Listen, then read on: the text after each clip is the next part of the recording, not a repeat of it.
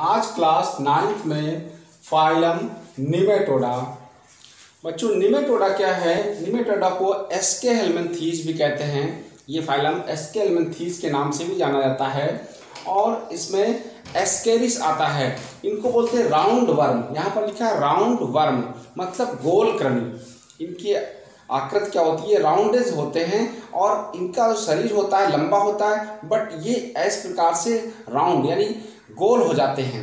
तो होता क्या है, इनको राउंड वर्म कहते हैं। इसके पहले जो फाइलम मैंने पढ़ाया था प्लेटी हेलमिंथीज, वो क्या थे? उनका शरीर फ्लैट था और वो टेप वर्म थे, जिसमें टीनिया सोलियम यानी फीता कृमि था, वो टेप वर्म थे। ये क्या है? राउंड वर्म है, टेप वर्म और राउंड वर्म। तो आपको राउंड वर्म के बारे में पढ़ाए जा रहे हैं। यहाँ पर देखिए ये एनिमल्स क्या है? एस्केरिस है, बन करके नीचे देखिए गोल हो गया है, राउंड हो गया है, इसलिए इनको राउंड वर्म कहते हैं। अब लक्षण क्या है? Comments. Parasitic and monogenetics. Parasitic का मतलब होता है ये जंतु क्या होते हैं? परजीवी होते हैं।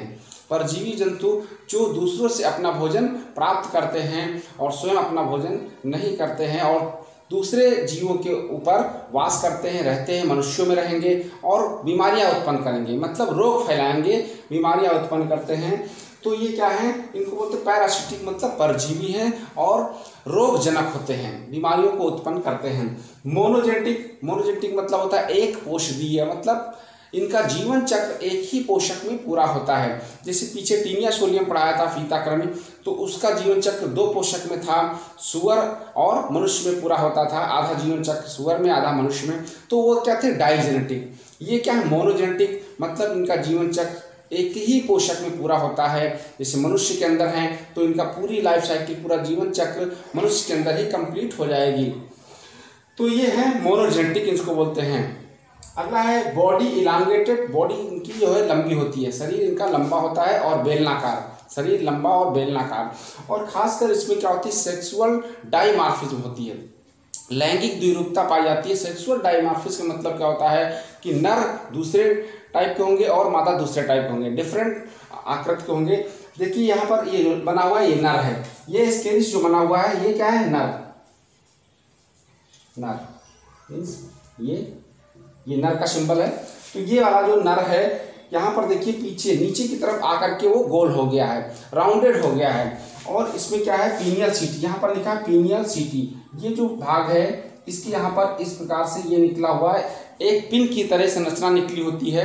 जिससे मनुष्यों में या अन्य जंतुओं में, स्तनधारियों में शिश्न होता है, पेनिस होता है, यानी उसी प्रकार से ये क्या होगा? पीनियल सीटी होगी और लास्ट में ये पिन की तरह निकला होता है, यानी ये मैथुन का कार्य करता है। तो जो नर होगा इसके अंदर पीनियल सीटी होंगे और लास्ट में होंगे पूंछ की तरफ। और ये क्या है? इधर ये मादा है, ये मादा स्केरिस है, ये मादा का निशान है। तो इसको बोलते हैं फीमेल्स यानी फीमेल स्केरिस। इसकी बॉडी क्या है? लंबी, इलांगेटेड, लंबी और बेलनाकार। ये पीछे नीचे की तरफ नहीं मुड़ा हुआ है, राउंडेड नहीं है। तो ये क्या है? मादा। इसके पहचान के लक्षण क्या है कि नर क्या है? पिछला भाग इसका मुड़ा होगा और मादा का सीधा होता है। तो ये डिफरेंट है। तो इसको बोलते हैं लैंगिक द्विरूपता, सेक्सुअल डाइमॉर्फिज्म। अगला है triploblastic. Triploblastic and syncytial with cuticles. ये क्या होते हैं? इनका शरीर ट्रिप्लोब्लास्टिक होता है। अभी तक आपने पढ़ा था डिप्लोब्लास्टिक, यानी 2 स्तरीय। इनकी जो देह गुहा होती है, बॉडी की जो वाल होती है, देह भित्ति, देह भित्ति क्या होती है? ट्रिप्लोब्लास्टिक होती है इनकी। अभी तक डिप्लोब्लास्टिक आपने पढ़ा था एक्टोडर्मिस और मीजोडर्मिस, इंडोडर्मिस। अब इसमें क्या है? एक्टोडर्म, मीजोडर्म और इंडोडर्म, 3 स्तर हो जाएंगे। तो इसमें क्या होंगे? त्रिस्तरीय होती है, इसको बोलते हैं ट्रिप्लोब्लास्टिक। Syncytials with cuticle. इनकी क्यूटिकल क्या होती है? सिंसिशियल होती है, अर्थात इनकी जो बाहर की जो लेयर होती है, स्किन होती है, वो सिंसिशियल होती है और बहुत लेदर की जैसे, चमड़े की जैसी होती है ये। तो ये बॉडी के अंदर जब एस्केरिस पहुंचता है तो इसका पाचन भी नहीं हो पाता और ये एक्टिव सक्रिय रहता है। सिंसिशियल होती है इसकी सेल्स, मतलब लेदर के समान होती है।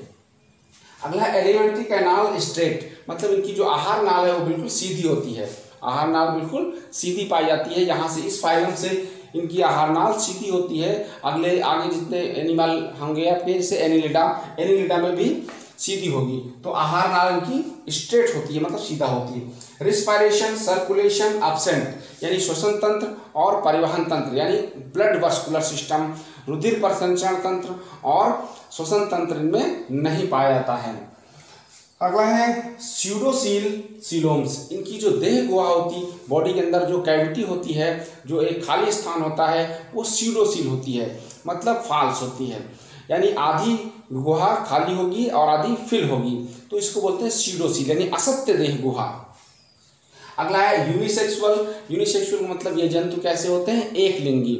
एक लिंगी मतलब नर अलग होंगे, मादा अलग होंगे। जैसे मैंने बना रखा है, नर इस प्रकार से, मादा इस प्रकार से, जैसे मनुष्यों में नर और मादा होते हैं, तो इसी प्रकार से। अगला क्या है? लार्वा रेप्टिफार्म। इन जंतुओं में लार्वा अवस्था पाई जाती है। जो मादा होंगी वो अंडे देंगी, अंडे से फिर उसमें से लार्वा निकलते हैं। बच्चों देखिए एस्केरिस बॉडी में कैसे पहुंचता है कि दूषित जल एवं भोजन ग्रहण करने से ये एस्केरिस परजीवी बॉडी के अंदर पहुंच जाता है और फिर एस्केरियासिस नामक बीमारी होती है। यहाँ पर लिखा है एस्केरियासिस, ये देखिए इस नंबर पर ये लिखा है एस्केरियासिस डिजीज। लार्वा रेप्टिफार्म और डिजीज यानी बीमारी कौन फैलाएगा? एस्केरियासिस। जब दूषित जल एवं भोजन ग्रहण करेंगे या कोई खाने का मटीरियल्स या जैसे बिस्किट या मिठाई जमीन पर गिर गई और फिर उसको उठाकर खा लिया, तो इसके जो अंडे हैं, इसके अंडे बॉडी के अंदर पहुंच जाते हैं। या आपके गंदे संदे नाखून हैं तो उस आपने काटा नहीं और आपने भोजन ग्रहण कर लिया, खाना खा लिया, तो किसी प्रकार से इसके अंडे बॉडी में पहुंच जाते हैं।